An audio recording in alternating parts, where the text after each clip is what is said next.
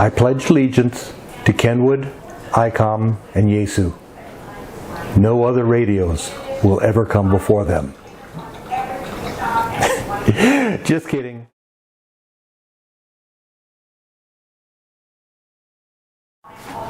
The Radio Amateurs Code was written in 1928 by Mr. Paul M Segal W EEA, who was then the General Counsel for the ARRL. This is going to become important in a few comments. It has been rewritten and edited many times, but you can find the latest version on the ARRL website. In this video, I will take a look at the 6 principles of the code and provide a short commentary to them. Please take a moment to give me a like. Consider subscribing and ringing the notification bell. And please share this with others who may enjoy the content. With that, let's move on to the Radio Amateurs Code. The radio amateur is considerate. He or she never knowingly operates in such a way as to lessen the pleasure of others. Like your mom taught you, treat everyone the way you want to be treated. To be more direct, don't be a troll. Don't throw firebombs. Don't key up your radio on someone else's frequency.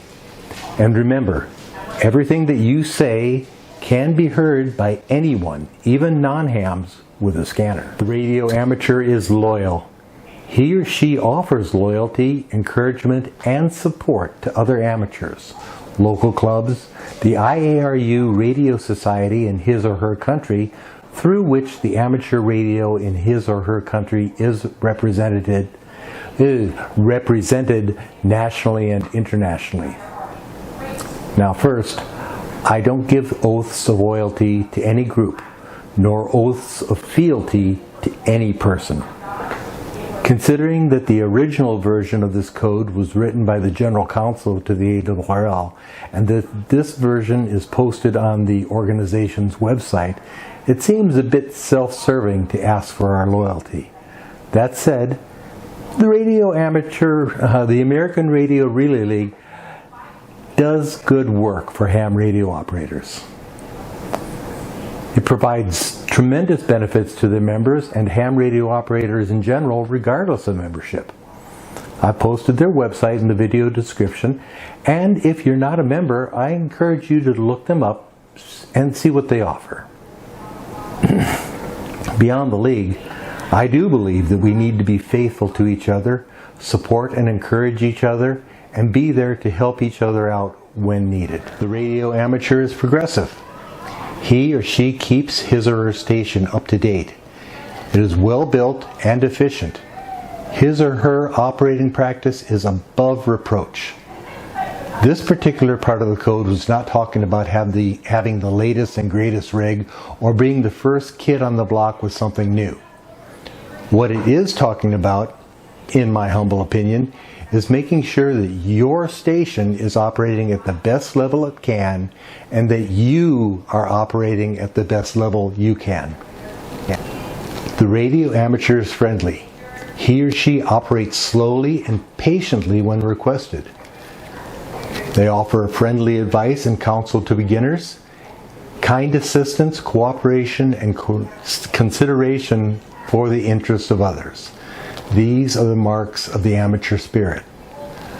I remember when I was trying to build up my code speed so that I could pass the general class and eventually the extra class test. I was always really happy when a more experienced operator would slow down to my speed. That's how I was able to build up. Of course, the code is no longer required, but there are still people trying to learn the code, trying to work out new modes to them, and just trying to figure out how all this stuff works. It's great to see many hams reaching out to the less experienced among us and offering their assistance, and being able to guide them to make sure our hobby continues to progress and be enjoyable. The radio amateur is balanced. Radio is a hobby, never interfering with duties owed to family, job, school, or community. This is possibly the most important part of the code. I've seen way too many new hams get into this hobby. I mean, really get into this hobby and then completely alienate themselves with those who are more important in the grand scheme of things other than ham radio. Yes, spend time on your radio. Spend time putting up antennas. Spend time with your friends at the local amateur radio club, but never at the expense of your family, job, faith, and community. The radio amateur is patriotic. His or her station and skills are always ready for service to the country and community. Now, patriotism is important, but I've always been a proponent of hams getting involved at the level they're comfortable with and doing things they're comfortable with. I certainly encourage operators to look into public support, like supporting a marathon or a bicycle ride or a 5K walk. It gives us the chance to show off our skills and abilities to our local community. We can also get involved by signing up for more official things like Skywarn, Aries, or Racies. Talk to your emergency communications officer in your local club for more information on how to get involved with these groups. And that's the Radio Amateurs Code. Let me know what you think about it and about my commentary. If you agree or disagree, please tell me down in the comments. Now, if you'd like to get this shirt, it comes in multiple colors if blue's not your thing.